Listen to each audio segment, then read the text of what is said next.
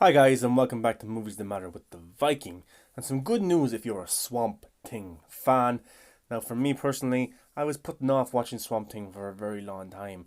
And one of the reasons is because it was cancelled after just one episode by Warner Brothers.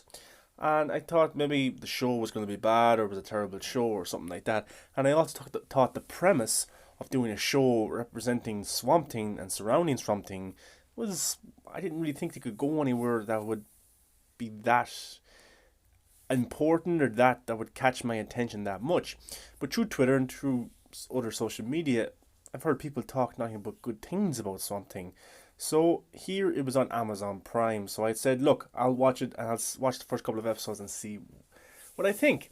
I watched it and I absolutely loved the show. Now I've done my review for the season on the channel. You should go check it out. But I thought it was shot like a film. It had a real film quality to it. It looked like something that should be in the theaters or in the cinema. The effects, just the way it was shot. It was a beautiful looking 10 episodes of television.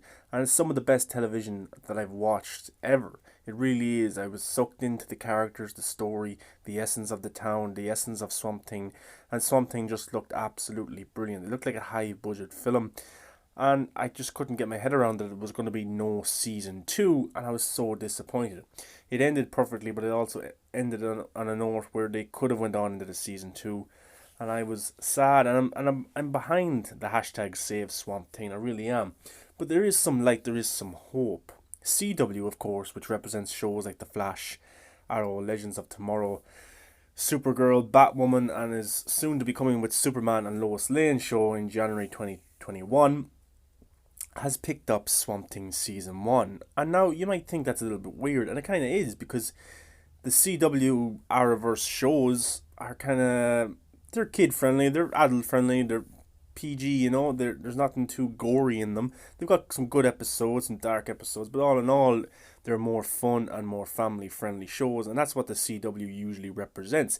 But they've picked up Swamp Thing, and Swamp Thing isn't really a happy show. It's a dark, grim, real look at reality and at people, and it's got some gory scenes in it. It's like a horror show, and there's some episodes, even one episode where a guy is cutting his own arm because he thinks there's a snake biting him, and there is no snake. But that's one of the most brutal scenes in television that I've ever seen, and I hope they don't kind of downgrade it or cut away from those scenes when they do represent it on the CW. I hope they show it in its true intention. And the reason I think this is some good hope for for Swamp Thing is because it could pick up a new audience. It could gain more attention. It could gain more followers. And with that, a season 2 might happen. Now, we shouldn't get our hopes up too much because obviously with the pandemic that's going on and the virus, a lot of shows and movies can't shoot right now. And the CW had to delay some of their season finales and end them short, and they haven't been able to go back and shoot them. So what they're trying to do is fill up some TV time. Most of their Arrowverse shows have been pushed back to 2021, and as I said, the Superman and Lois Lane show is coming out in January 2021. So all those shows have been pushed back, and they've got a lot of TV time to fill. So that's one of the reasons why they're getting other shows, rerunning shows, and that's one of the reasons why they have Swamp Thing acquired and they're going to use it on their platform just to try and fill up time. But there is some hope. The president of CW, Mark Pedowitz, had this to say: at the moment, it's just one season. I do not know if it would come back. Obviously, that would be a discussion for Warner Brothers and CW, but at this time, Swamp Thing is just the episodes we have. And that is true. They're trying to fill up some TV time. This isn't saying that there's going to be a season 2. But if an audience grows, if it gets good reviews, if it gets good buzz on CW, who's to say it won't come back for season 2? Now, James Wan, who directed a lot of horror films and has directed Aquaman, which is grows past $1 billion, he said on his Instagram that it's going to be on CW, and he encouraged people to go show it some love on CW, and hopefully that this would lead to a season 2. So there you go. There's all these elements that are pointing towards people to go and show Swamp Thing some love, and a season 2 might happen if it gets enough love, and I really hope it does. I really enjoyed the first season, and so did a lot of people. They really did. Look, there's some shows that have great one seasons and single seasons, and this is one of them. It's 10 episodes of absolute brilliance, perfection. I loved all the characters, I loved the story, and I wanted to see more of them. So hopefully, if people can get behind it, I hope we get to see it. Now, if it does get picked up in the future by CW, of course, there's going to be a lot of issues, of course, with budget, because CW has lower budget shows, and the effects in some of their Flash and Supergirl shows aren't the best. You get the idea of what they're trying to do, but it's not anything like a movie quality. Swamp Thing was of a movie quality, and the effects that they did and action sequences all looked like movie quality and all looked good. My one big downfall, if CW does pick it up, they wouldn't have enough budget to run the show like season one. It could only go backwards. But if it does well on CW, this could lead to it going to HBO Max, which I think was the perfect place to put it. But anyways, it could end up there in the future. Finally, again, New Mutants has got a new release date. August 28, 2020. Now this film, this is its 5th release date given to it, and every time you just think it's about to come out, something happens and it's halted again. Of course, it was supposed to come out in 2018, in April of 2018, and I was usually excited for the film because the trailer looked brilliant. And it finished filming in September 2017. I think the first trailer was December 2017. And I was excited and hooked and couldn't wait to see this new incarnation, a different kind of X-Men film. And then it got pushed back by a year. And then Disney and Fox were in negotiations for Disney to buy Fox. It was pushed back even more. It was supposed to come out of April this year. It was pushed back now again because of the virus. And look, I honestly thought that Disney would cut their losses and put it on VOD, put it on a streaming service somewhere like Hulu or Netflix internationally, and just get rid of it out of their hands. But the reason why I think this is very important that Disney hasn't done that is because they have seemed to show a lot of faith to this film. Like, if this film, they didn't have any faith in it and they didn't think it was going to do well, then they would obviously put it on the streaming services. There must be some elements of this film that they think can do very well, or else it wouldn't be going out into cinemas, especially now with the virus. Now, I'm a big fan of the X-Men franchise with Fox. I thought the films, not all great, but were very unique and different from other comic book films. You never knew what you were going to get. You could get something like X-Men 2, then you can go and you can get something like Logan, an R-rated film. You could get something like Deadpool, then you can get something like Days of Future Past, and then Logan. Things like that, you know. So it was very, very interesting, the films that they were putting out. Not all of a high quality, not all great, but I think they were able to take risks. And that's when I was disappointed that Disney had acquired Fox. We weren't going to get these R-rated comic book films anymore. And I was afraid that the New Mutants film would go back and do reshoots and be changed because Disney didn't want to put out a horror-like film that not all the family could go out and see. But there has been reports that this is the ultimate cut of the film. This is the cut, the initial cut that the director wanted to show us. So I hope he's telling us the truth, and I hope that it is the film that we get to see from, if you go back and watch the first trailer, an absolutely brilliant trailer. So I really hope it is that film. Even the recent trailer that they shown, it was very good, very exciting. Look, everything about this film has me excited.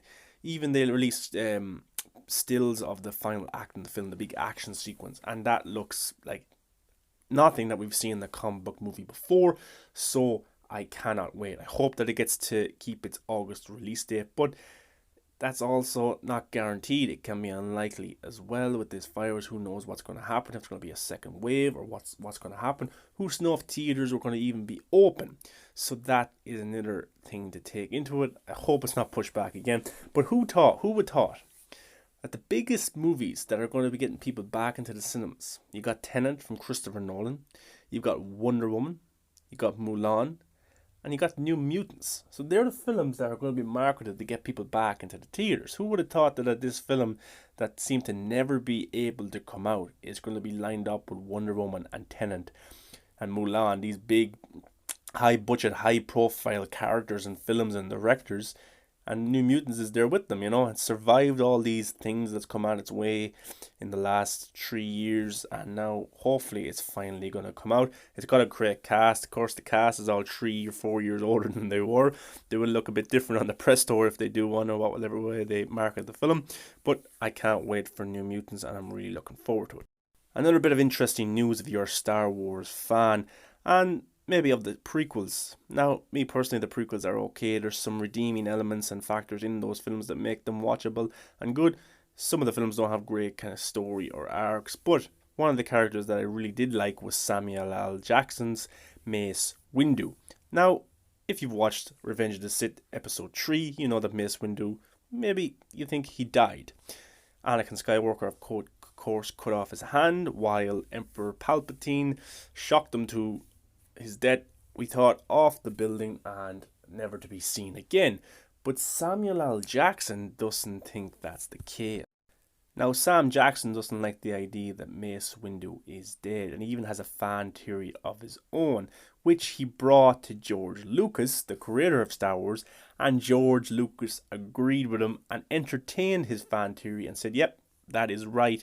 And Samuel L. Jackson's fan theory was, Jedi can fall from amazing distances, and there's a long history of one-handed Jedi, so why not? You know, and Jackson, he isn't wrong there whatsoever. We've seen in the past people we thought who were dead in the Star Wars franchise who've lost arms and come back. You know, so he thinks that Mace Windu is living an Obi-Wan Kenobi kind of life down, protecting his identity, not getting involved in anything, distancing himself from society. And we know there's an Obi-Wan Kenobi movie coming, or a series on Disney Plus, just like The Mandalorian, with Ewan McGregor coming back to portray the character, which I absolutely can't wait. That's the one Star Wars product that I'm really looking forward to, and I hope it's as good as The Mandalorian, which I have enjoyed. So Samuel L. Jackson had a fan theory about Mace Windu. He brought it to the creator of George Lucas, and George Lucas agreed. But of course, that's not canon in the Disney Star Wars lore at the minute.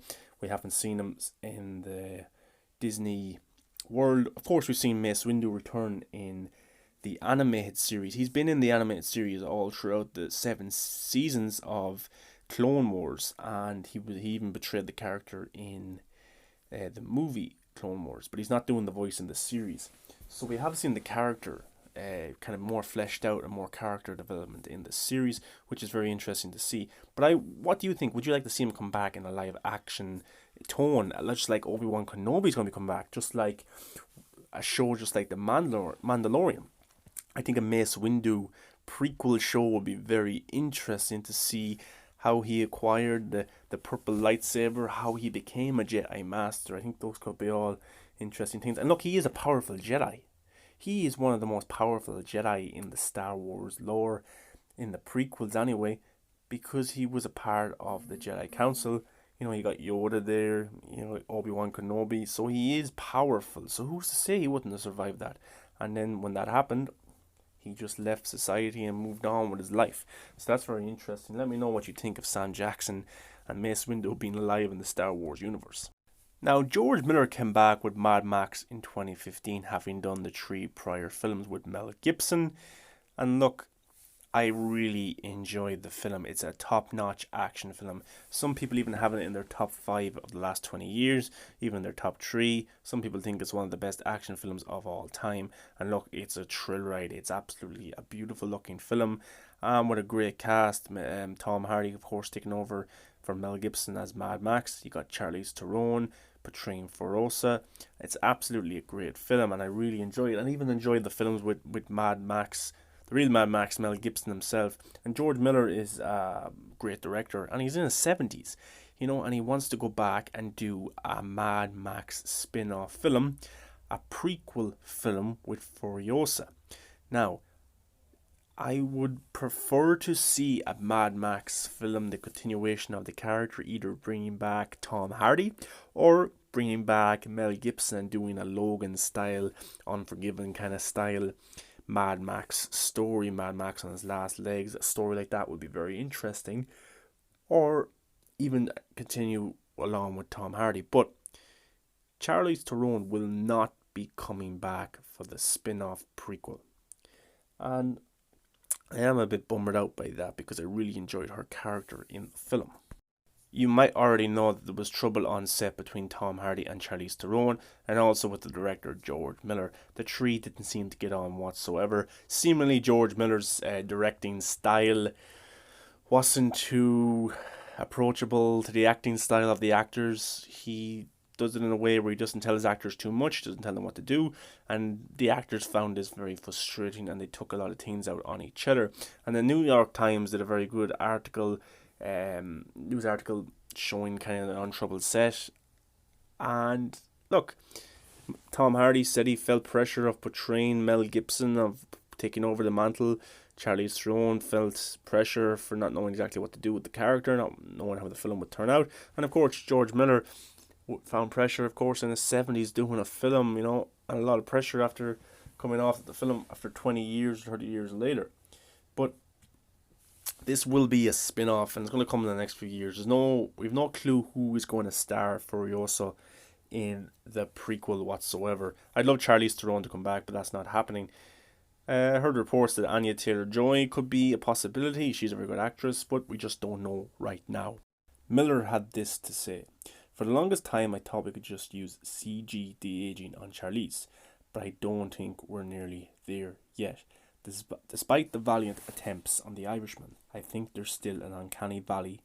Everyone is on the verge of solving it, particular Japanese video game designers, but there's still a pretty wide valley, I believe." The talk around this film is that it's going to be even bigger than Fury Road. Now, Fury Road was an unbelievable looking film, unbelievable production design, and it just looked amazing, looked high budget, looked high risk. But this film is supposed to be even bigger? That's just crazy. But also something else to get excited about. John Seale, who was the cinematographer of Mad Max Fury Road, who is now retired, will come back. He had this to say: "I've had wonderful opportunities to work after Fury Road, as you can imagine, and I've passed on all of them. But on Fury Road, I told George, if anyone else rings, I'm retired. If you ring, we'll have lunch." And 7 years later, he rang. So that's definitely something to get excited for. Everyone's coming back but the cast. But that film was more than the cast. The production design, the directing, the cinematography, the score, everything was more than the cast. So I'm glad those people are coming back. So anyway, guys, thanks for listening. Let me know what you think of Swamp Thing going to CW. Do you think a season 2 will happen? Let me know what you think of Sam Jackson's comments about Mace Windu. Let me know what you think of New Mutants' new release date. And are you excited for the Mad Max spin-off prequel? Anyway, guys, thanks for listening. Follow me on Twitter at MovieBuff100. Follow me on Instagram, Movies That Matter, The Viking. You can find me on Facebook at Zack Schneider's Justice League. Don't forget to like, comment, subscribe. Come engage with me. Have a discussion. Let's talk about movies. That's what we love doing. And stay positive.